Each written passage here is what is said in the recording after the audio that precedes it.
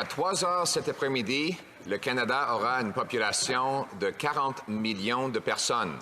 En même temps qu'on apprend que le nombre de maisons bâties au Canada va tomber de 19 % cette année. Donc, où est-ce qu'on va loger tout le monde? L'honorable secrétaire parlementaire du ministre du Logement. Merci, Madame la Présidente. Je remercie mon collègue pour sa question.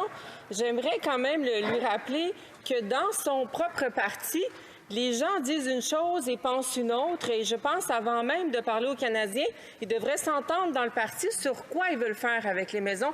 De ce côté de la Chambre, on a une stratégie nationale de logement. On veut travailler avec les provinces et les municipalités et surtout pas, Madame la Présidente, les insulter.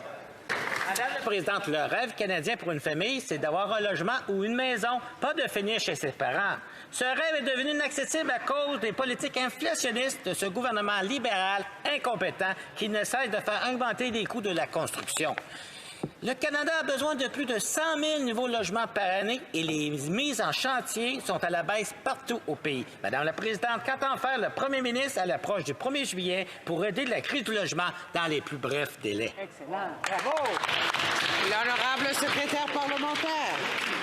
Madame la Présidente, je remercie mon collègue pour sa question. Et de ce côté de la Chambre, depuis le début de notre mandat en 2015, la stratégie nationale de logement qui a été mise en place va donner un soutien direct aux gens qui ont besoin de logement, construire l'offre de logement.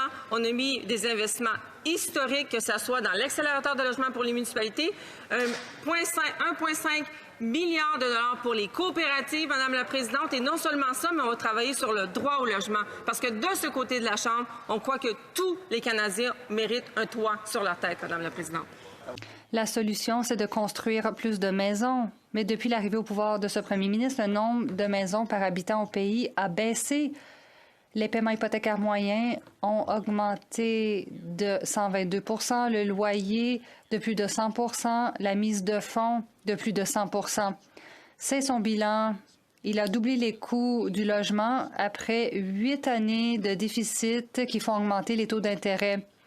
Il finance aussi les gardiens qui bloquent la construction. Vont-ils équilibrer le budget pour faire réduire les taux d'intérêt et l'inflation? Est-ce qu'on pourra aussi faire le lien au financement des municipalités avec le nombre de logements construits? La secrétaire parlementaire. Travailler avec les municipalités. Je suis contente de voir que le ton change puis qu'on arrête d'insulter les municipalités. Comme une ancienne conseillère municipale à Montréal, je pense qu'on veut s'assurer que les municipalités vont construire plus. Et c'est exactement ce que fait le fonds d'accélérateur pour les municipalités. Justement, ce que le chef de l'opposition propose, c'est ce qu'on a dit qu'on allait faire l'année passée. Je suis très heureuse de voir qu'on les a inspirés dans leur ligne aujourd'hui, me semble. Bravo. The Honourable Leader of the Opposition. Le chef de l'opposition, eh bien, le gouvernement fait semblant de copier mes politiques. Il y a une grande distinction à faire. Ils ont présenté le soi-disant fonds d'accélération. Depuis, les constructions de logements ont décéléré. On parle d'une baisse de 19 % et en mai, la baisse était de 33 % sur une base annuelle. Alors, on construisait moins de logements depuis l'entrée en vigueur de cette mesure. Il faut terminer la construction avant que les municipalités obtiennent l'argent. Pourquoi ne pas financer les résultats plutôt que les promesses? Le chef du gouvernement Chambre, nous savons quelle est la politique du chef de l'opposition en matière de logement, c'est de ne rien faire. Pendant 10 ans, les conservateurs n'ont pas investi dans le logement. Ils n'en ont même pas parlé. Ils ont laissé la tâche aux autres ordres de gouvernement. Ce que nous avons fait, c'est d'être un leader en logement. Ils présentent des idées de choses que nous faisons déjà depuis des années. Au lieu d'insulter les maires et de dire à quel point les gouvernements municipaux sont incompétents, nous allons faire le travail, le chef de l'opposition. Oui, nous avons livré la marchandise en matière de logement abordable. Le prix moyen d'une maison à l'époque était de 450 000. Maintenant, c'est plus de 700 000.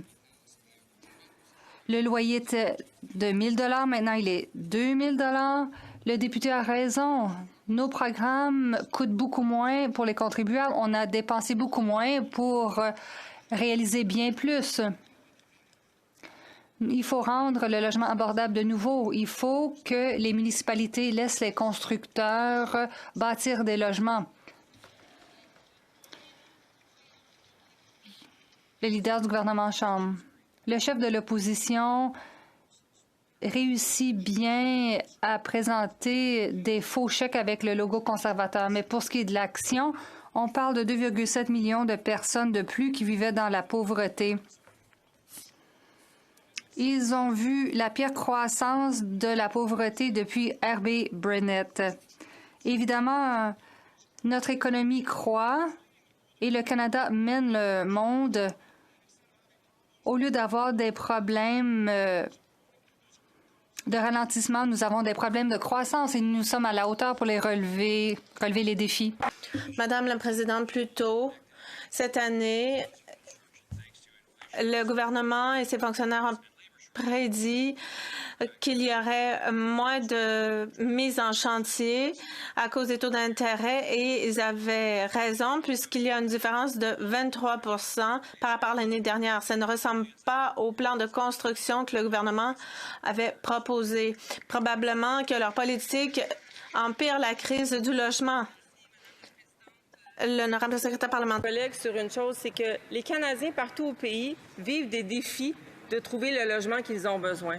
Non seulement il faut augmenter l'offre de logement, mais il faut aussi travailler sur le droit au logement. Et je serais curieuse de savoir si mon collègue serait d'accord pour que son parti finalement reconnaisse que le droit au logement est un droit humain, Madame la Présidente. L'honorable député de Parry Sound, Muskoka. Madame la Présidente, le ministre du Logement hier a dit que le travail est fait. On construisait davantage dans les années 70 par rapport à maintenant. Ils ont ce fonds d'accélérateur pour les municipalités, mais le travail ne se fait pas. Pourquoi ne promènent-ils pas des montants pour chaque porte, pour chaque logement, plutôt que de promettre des dollars qui n'amènent pas de construction? L'honorable ministre. Merci, Madame la Présidente. Je suis contente de voir que les conservateurs s'intéressent à nouveau au logement parce que les années où ils étaient au pouvoir, ils ont réduit les investissements et dépenses en logement. Je viens de citer quelqu'un en 2013 qui disait que l'itinérance était en augmentation. Nous avons rénover de nombreux logements. Nous mettons en place le fonds d'accélérateur de logements. Nous travaillons pour construire davantage de logements pour ceux qui en ont le plus besoin. Merci, Monsieur le Président. Les Canadiens ont plus d'avoir de la misère à rejoindre les deux bouts en raison de l'inflation provoquée par la politique économique de ce gouvernement libéral. Ils sont confrontés à un autre problème. Vous savez, au Québec, les déménagements sont concentrés le 1er juillet. Cette année, c'est dramatique.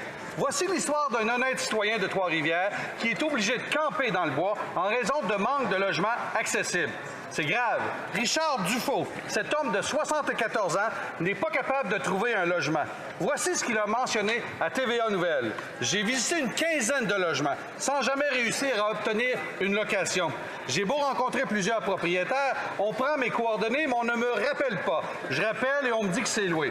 Voici une donnée importante. Avec 0,9 Trois-Rivières a un des plus bas taux d'inoccupation des logements locatifs au Québec. Pour considérer que le marché est en équilibre, la SCHL a indiqué que le taux d'inoccupation doit se situer autour de 3 %. C'est inacceptable que cela arrive en 2023 au Canada. Pourquoi ce gouvernement en place depuis 8 ans laisse-t-il tomber